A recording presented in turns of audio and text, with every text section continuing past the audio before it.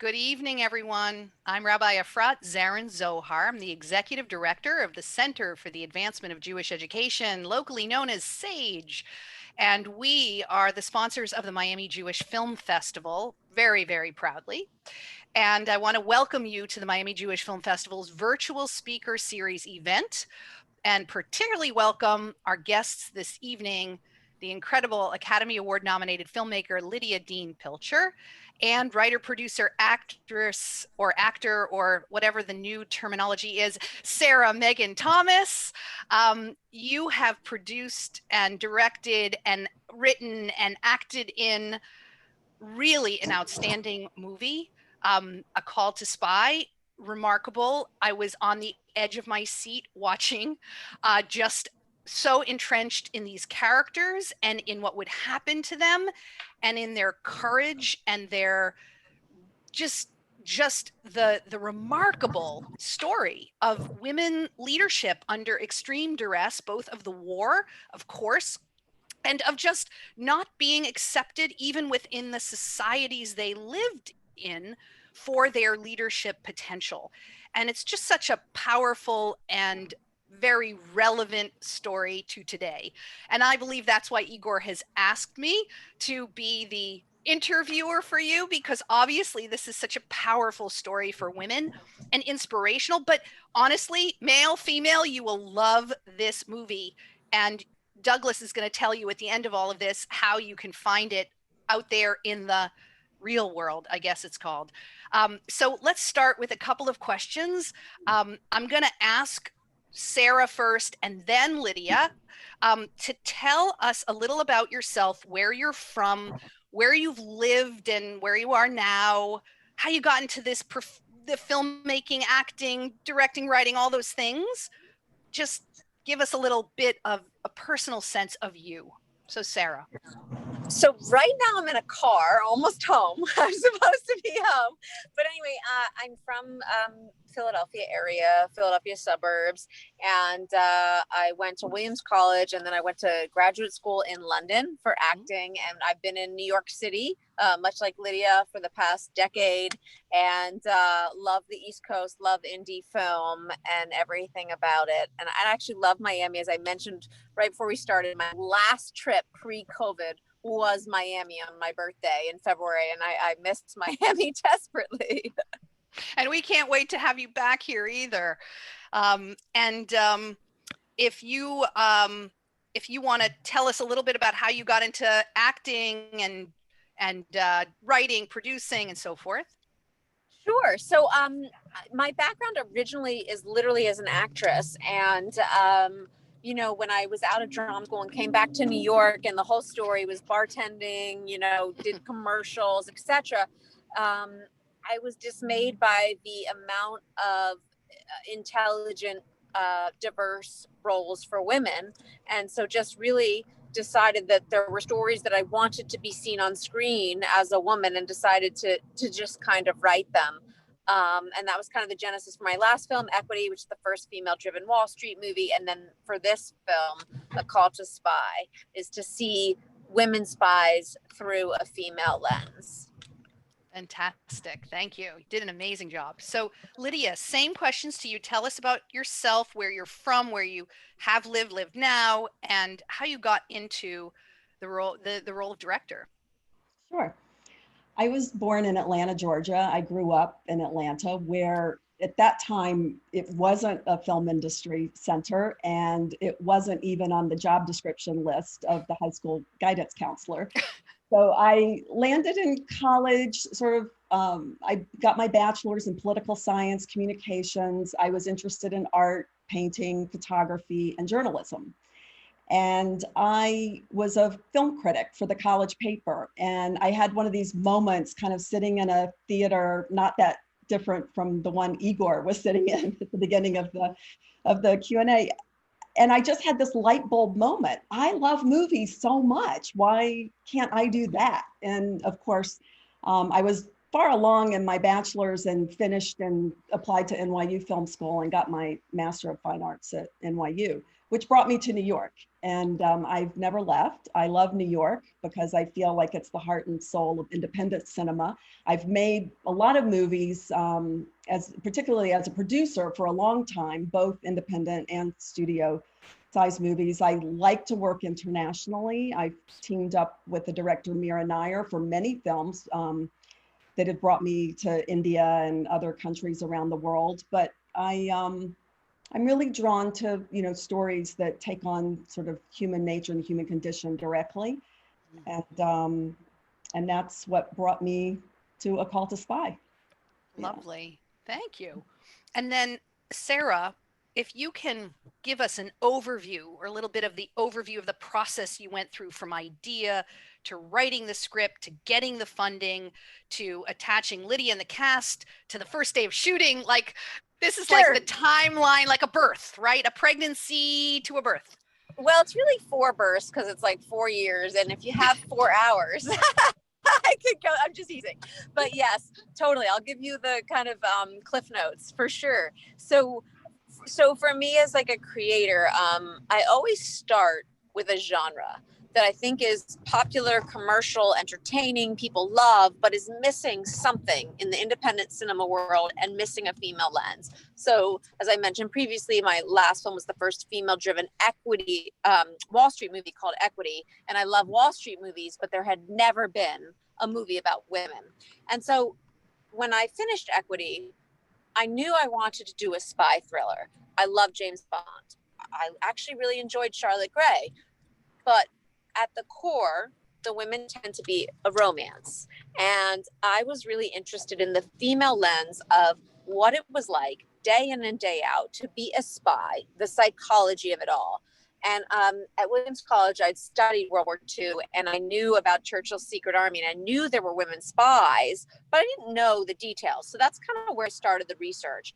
And when I uncovered Virginia Hall, Vera Atkins, and Noor Inayat Khan, and then uncovered that there'd never been a movie here made about any of these women, that was the moment that like, oh my gosh, aha, I have to spend whatever it takes to get this movie made. And Lydia came on board.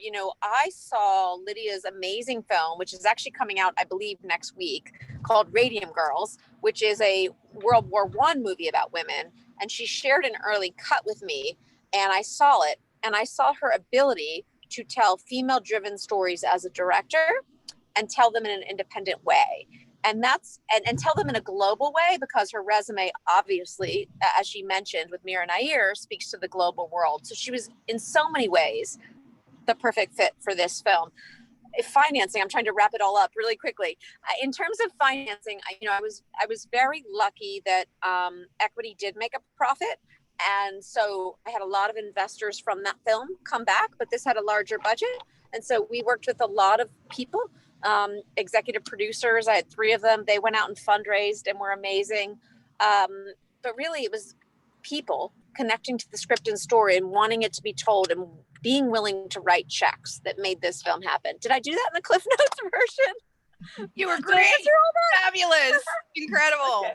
Oh, amazing. Yeah. That's really hard. That was a hard question. Okay. Okay. Wonderful. And Lydia, it's so beautiful. First of all, it's so beautiful to see the example, and so sorry what's going on behind me if you can hear it, or off in the kitchen nearby. I did tell them I was doing this, but family, this is why the virtual world is so much fun. And you never know what's going to happen, right? So the intriguing thing to me, it's and so beautiful, is the 2 of you. It's so lovely to see how beautifully you relate to one another and how much bonding clearly there was through this movie that was positive, clearly, because you're still liking each other. It's very obvious from your body language and your smiles and referring one to the other. And that's fantastic, because we can't take that for granted. Sometimes during the creative clash, things don't work out quite as well, right? Mm-hmm. So Lydia, my next question's to you. You sort of briefly mentioned about why you wanted to direct the film. What was your overall experience during this movie with the cast and crew? And, is there anything further that you want to go on about the particularity of what you wanted to convey with this movie? Well, I will start by just saying, when I read Sarah's screenplay, idea of these three women with this phenomenal courage. And they were well-educated women. You know, they came from upper middle class families. They had fathers who really believed in them and encouraged them to build networks. So they were already sent out into the world in the way that other leaders, you know, can or can't come from, but they were set out with a certain set of resources and an intellectual capability to kind of understand that when World War II was happening, that they had a role to play and that they could do it. And so that was, you know, the diversity of the women was also something that really appealed to me. You had Vera Atkins, who was a Romanian Jew who had left Romania to escape anti-Semitism there and come to London. She was working, you know, in secret, hiding her Jewish identity because it was illegal for the British government to hire Jews at that time. And, you know, then you have Noor Inayat Khan, who has an Indian heritage. Her father was a Sufi mystic, and he was a spiritual leader.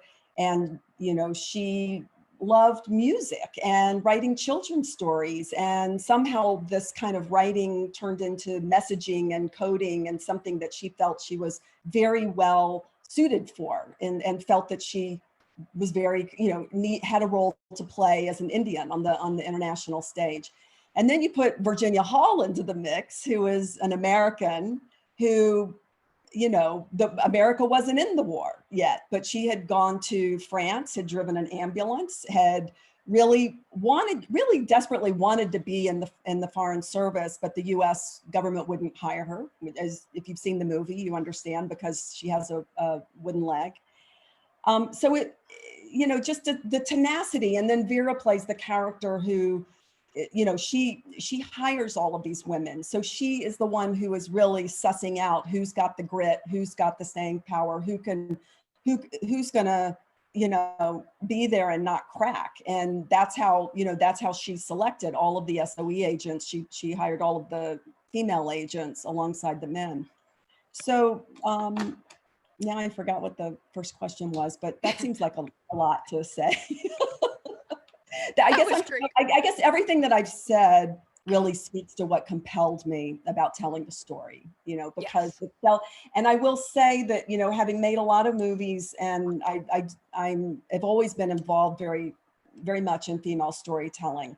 A studio executive said to me one time, you know, Lydia, nobody wants to see a movie about a good woman who does good.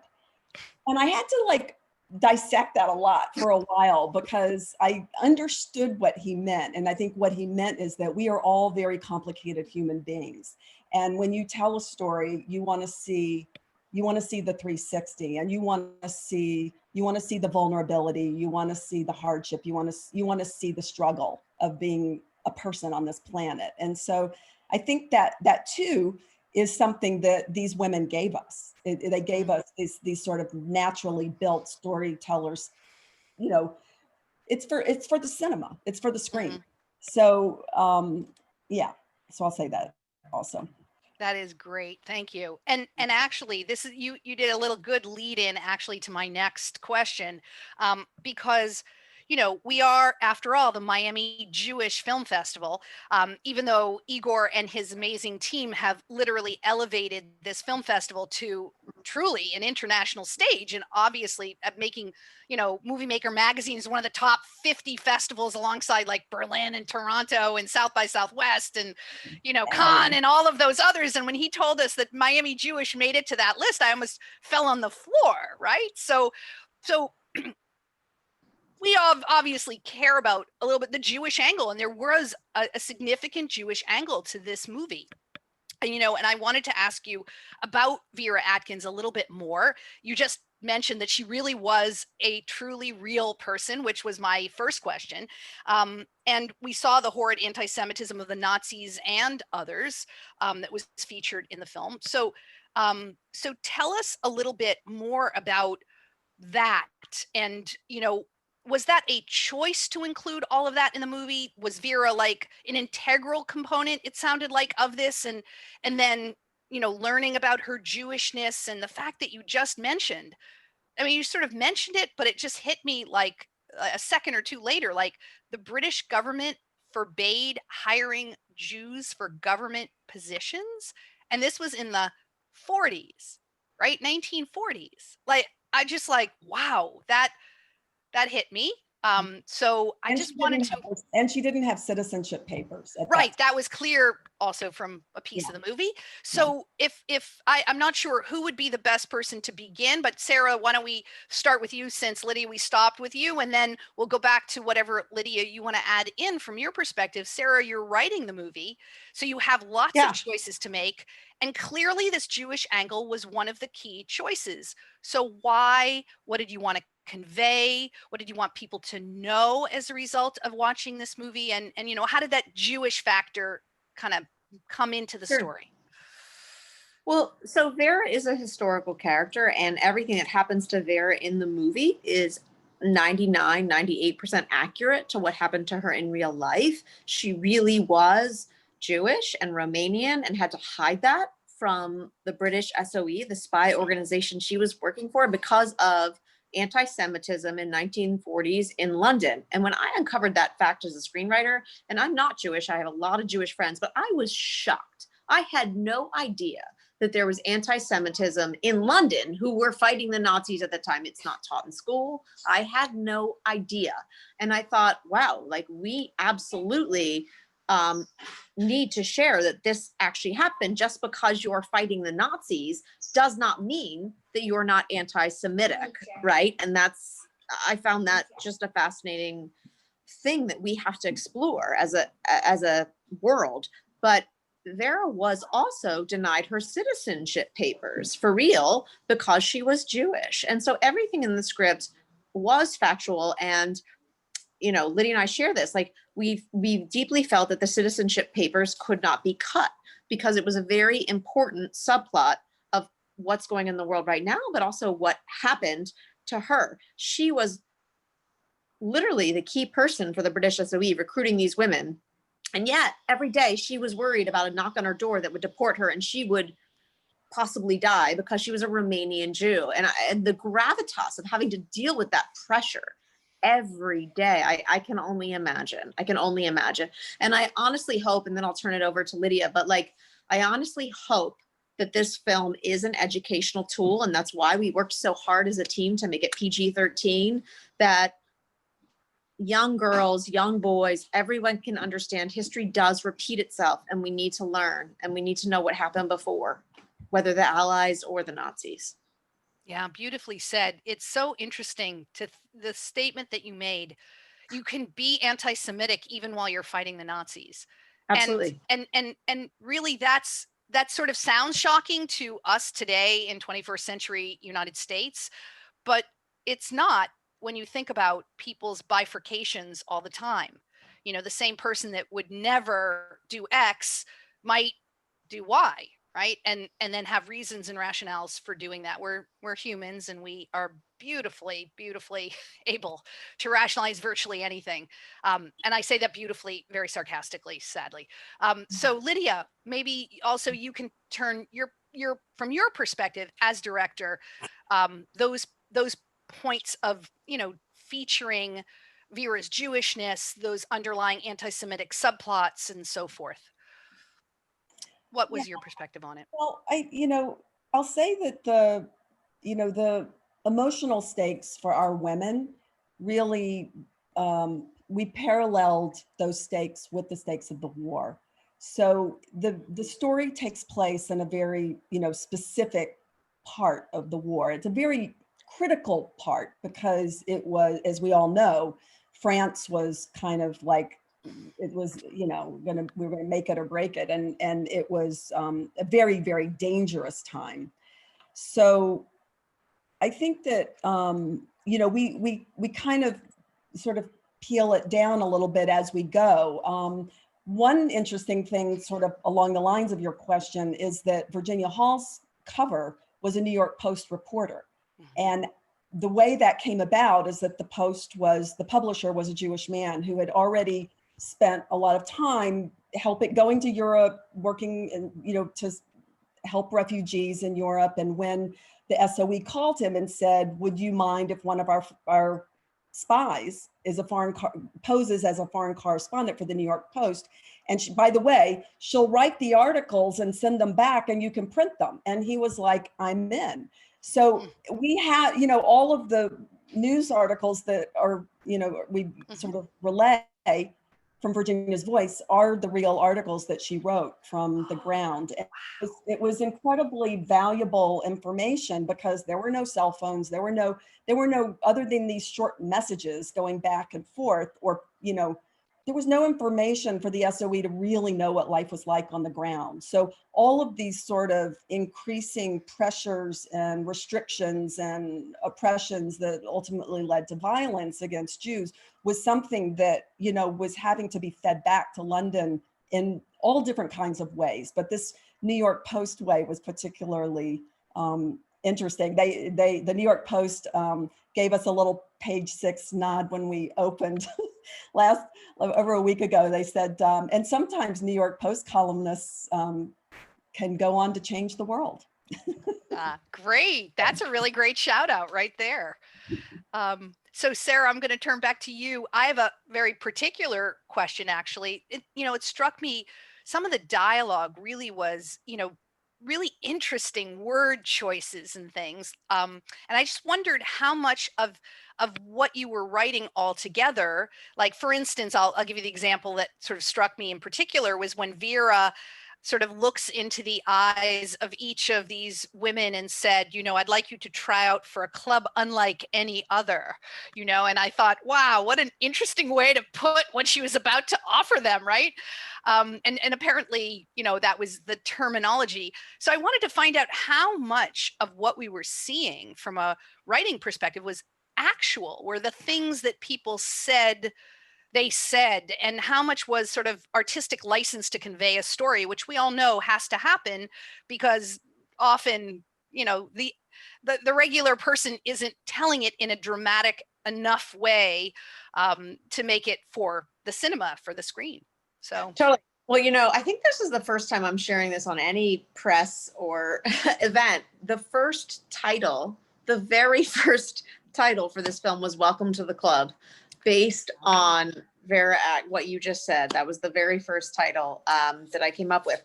But basically that sentence, about the club, that's totally fiction. That was just writing. But I felt as a writer incredibly obligated to, as much as possible within the plot structure of the movie, which is also very important, stay true to the arc of these women's lives. And certain lines absolutely were from the spy files that I had. So for example, for Virginia, and they may actually be the lines that actually sound more archaic, so to speak, in the film, because they're from 1941. So for example, there's a line in the movie, and I'm butchering it now, it's not perfect, but it's like Virginia says to them, it's my neck, and if I want to get a crick in it, that's my prerogative. Well, she actually said that. She actually said that to London, and I felt very passionately that that's her character, and that has to be in the movie, because she feels like if you're going to kill me, if I'm going to die, it's my neck, and you don't get to say what happens to it, I do. And I feel like that's who she was, right?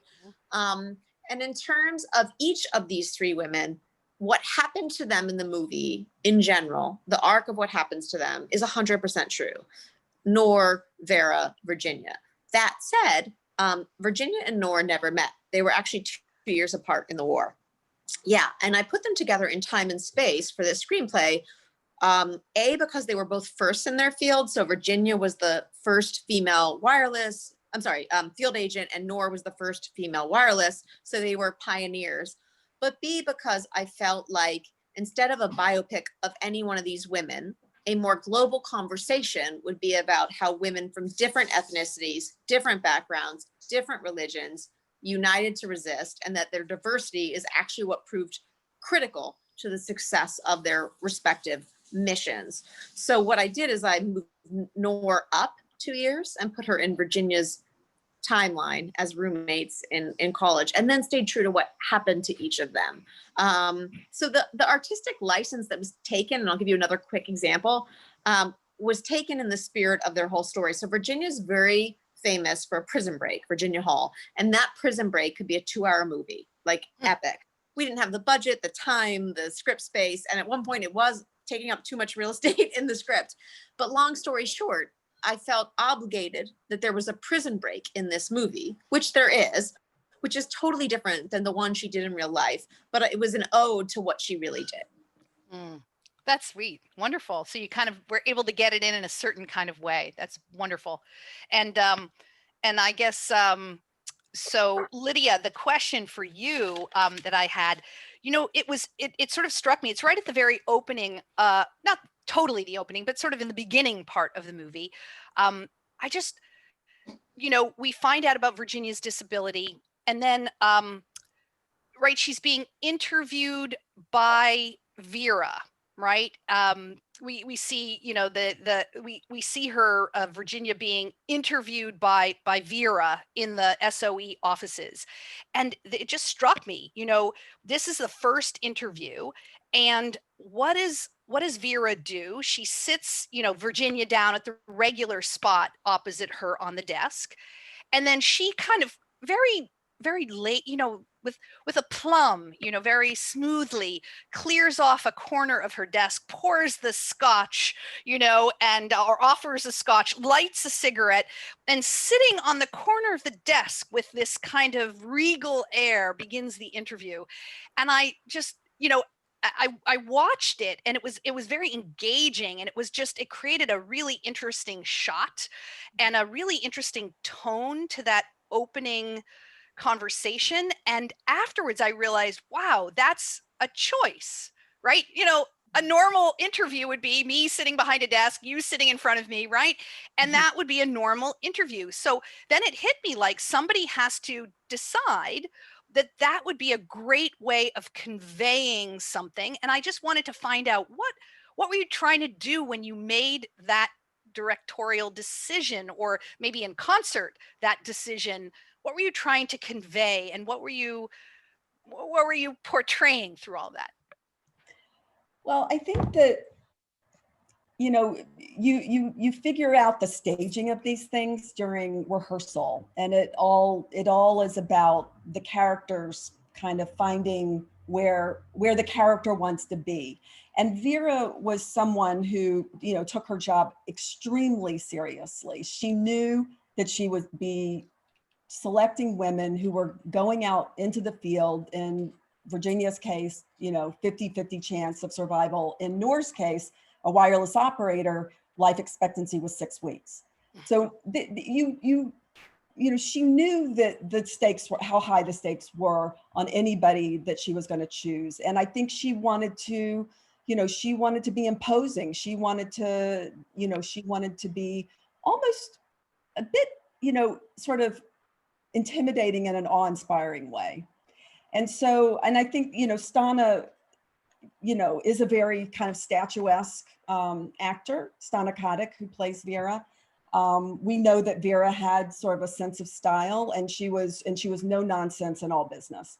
So that's really what drove the choice. And it was interesting because I think Virginia's at a you know, she has an arc across the film, and in that stage, she's at a place where her confidence has been knocked sideways. The US government has just said, forget it. We're not, you know, door closed. And now she's here, and this woman who actually might open that door back up, you know, is like this. So, you know, it's a great dynamic for a great scene, but that's the power dynamic that's going on. Beautiful, thanks. So we have a couple of questions in our chat, and I'm going to invite anybody who's on the you know, watching tonight to post any questions that you'd like, and I'm going to take we'll do one and then the other. So at what point in writing the screenplay did you cast yourself in the role of Virginia? I did. I did, you know, but I connected to her on a personal level. So this is my third film as kind of a writer, producer, actress. And with this film, when I uncovered Virginia Hall and her determination, and as Lydia just mentioned, she was someone who people constantly said no to. No, you can't do this. No, you're a woman. No, you have a disability. No, no, no, no, no. But she felt that she had a calling, and she felt that she had a calling to make change for frankly, something that didn't affect her. Like, right, she was technically a socialite from Baltimore. She didn't have to go fight in World War II, but she loved people. She loved France, and she wanted to be a part of the solution. And I, as a human being, I just really connected to her in a deep level and felt like that was the right role for me to play, because if I didn't feel that, I wouldn't have wanted to play her. Super. And then the next question from our Q&A button, is this movie in any way related to the British TV series Wish Me Luck? Do either of you know? It's not. It's actually a original screenplay. I've never seen Wish Me Luck, so I think you've just given me something to go watch, which I'm really excited about. It wasn't me, it was Bernice. So thank you, Bernice. Thank you. Great, super. So I'm going to keep asking a few more questions, and then we'll bring it to a close. So Lydia, apparently some of this movie was shot in Budapest. Am I correct? So tell us what parts of the film were shot there and what it was like to film in Budapest, and any anecdotes you might want to share about a specific venue, street, building, anything that was kind of cool or interesting. Yeah, I had, one of the first things I wanted to do when I knew I was going to direct the movie was to go to Lyon in France and really see exactly how the city was laid out. How did Virginia Hall get on that bike and ride from the country to the city with her wooden leg? I just needed to understand it and see it. And there were lots of addresses and research and places that our women were that I could go and visit and experience. And there was a great resistance museum as well, which was really valuable for research. But I knew that we weren't going to shoot there because France had been really bombed out during the war, and the period, most of what we would want, it was no longer there. So I went to Budapest next, which was an idea because the architecture had been preserved, and it was a city on a river, the same way Lyon was on rivers. And I was just like knocked sideways by the texture and the patina and the architecture and just sort of the whole, I just felt like we could do it all. So it really, what we went to Budapest for was exterior, Lyon and Paris. And then a lot of the movie was shot in Philadelphia, particularly the London scenes. But in Budapest, one of the amazing things was that they have an incredible train museum.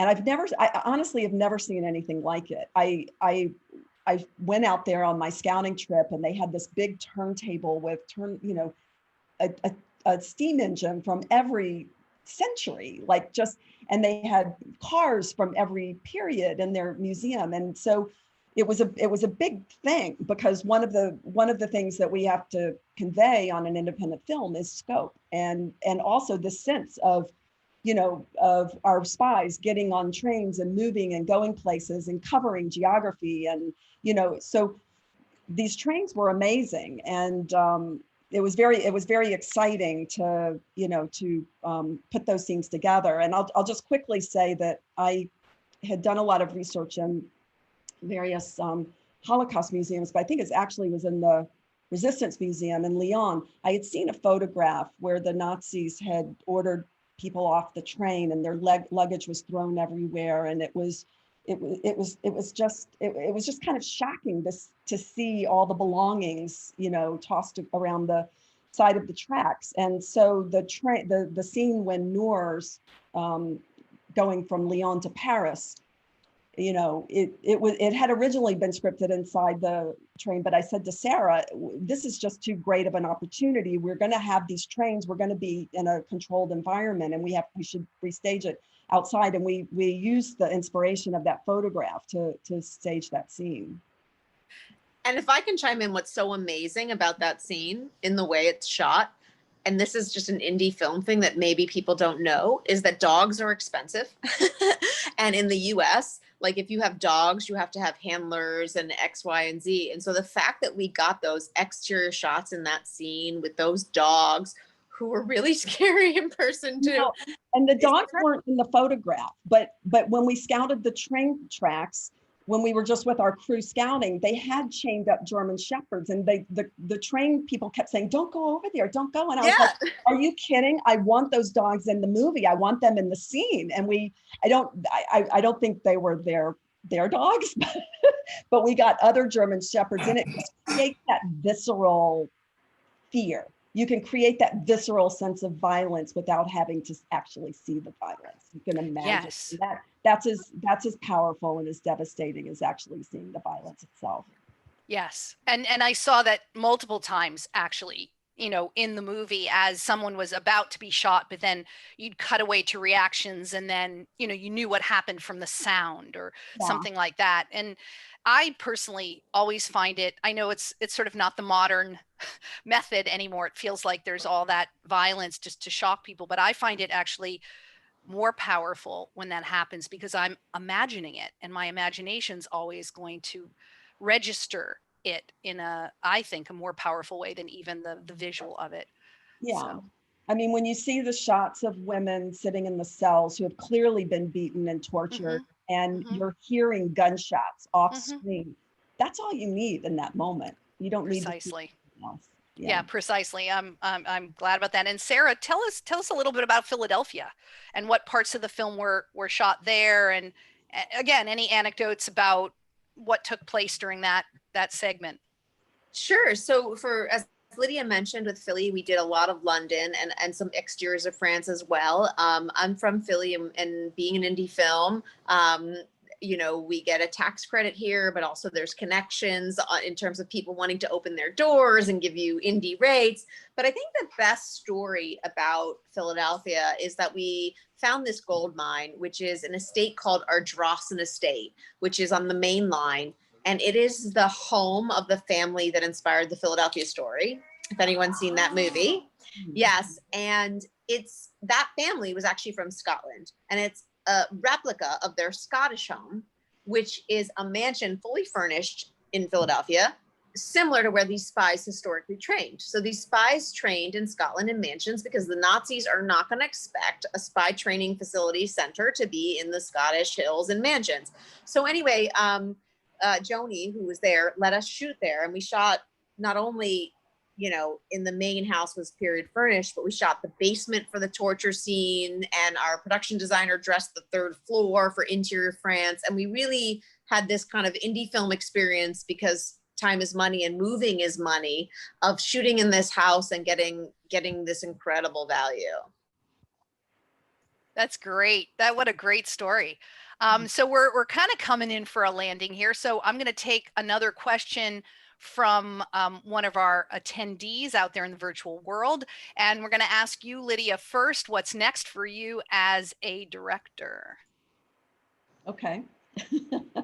Well, it's not too public out there, but I have bought the rights to a book called Songs of the Gorilla Nation.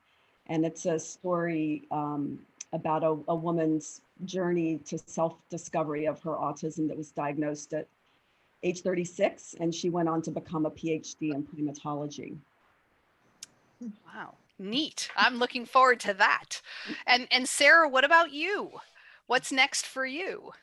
Well, it's a great question. I just gave birth to a baby who just came home from the hospital a week ago. So that is my immediate project. But I have been asked actually to direct a feature based on someone owns the life rights to a very, very famous woman. And I don't want to give it away because it's not my right to do so.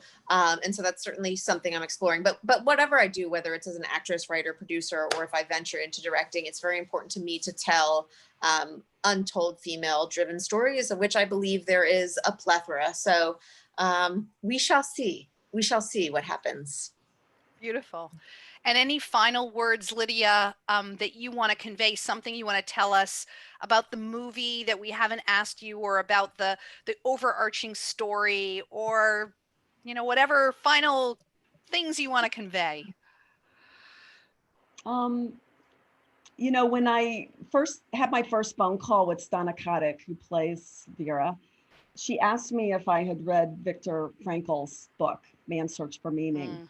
And that became really the entire first conversation that we had about the movie. And I think that there's a lot of, we need a lot of inspiration right now in the world because so many things are causing so much conflict and confusion. And, but I think that, really understanding, especially in this time of pandemic, and we have time to think about our sense of purpose and what our meaning in life is. And then really to sort of stand up like the woman in our film did, to really express yourself and sort of take hold and do something that you have to do. Yeah. Well said. And Sarah, same question for you. Something you feel that you want us to take away from this movie, something that you were trying to convey that would be a timeless message. Final, just your Sure. final sermon to all of us. Sure. I mean, at the core of this movie, it is a movie about the power of the individual to make change. That's it. That's what this movie is entirely about. And I hope that people enjoy it as a piece of entertainment and learn something about a piece of history that should be in our history books and isn't. But above and beyond that, I think the best entertainment is something that the next day you're thinking about. And I certainly hope we all come away from this movie and say, what would I do? What would I do if I had a 50-50 chance of survival, 6 weeks chance of survival about something I believed in? Would I put my life on the line? If so, why? If so, why not? And just like whatever we believe in, do it and vote. That's my last statement. Yeah, Go vote. I'm reporting tomorrow morning. I'm reporting at 9:30 for poll worker training in New York. So good, excellent. You're getting really personally involved. That is fantastic. And I just want to say, I know in the sort of the waiting room before we began all of this, I mentioned a particular moment in that movie that I found personally quite meaningful in a funny way. Like it just sort of struck me that when Vera or when Noor sort of admires this pin that Vera is wearing, and at that moment, Vera is realizing she's sending Noor off to occupied France to be a wireless operator, where you just told me, Lydia, and you told everyone, they had a life expectancy of 6 weeks, right? And she knows that, or she's pretty sure that this is a pretty dangerous job she's going to be sending Noor towards.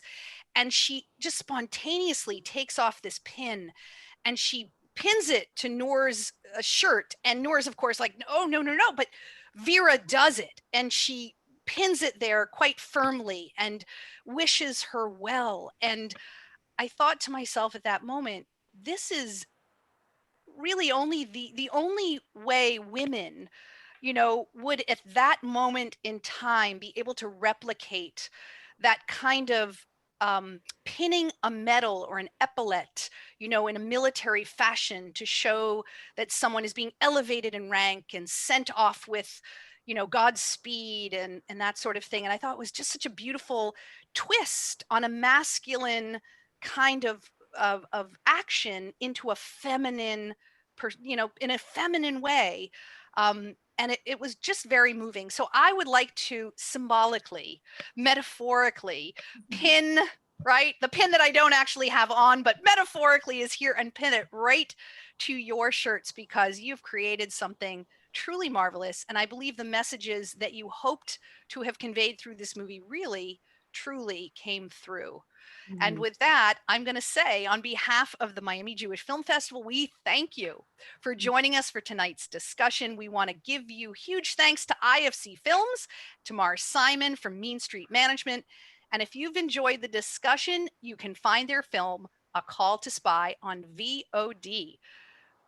So please, everyone who's watching, talk to your friends, your family, tell them about this amazing movie that will keep them gripped to their seat and rooting for these young women and women everywhere. Thank God. And thank you so much for joining us again. Have a beautiful evening. Oh, thank you. It's been a pleasure to meet you and talk to you. Yeah. Super. Yeah. Good night, everybody. Okay.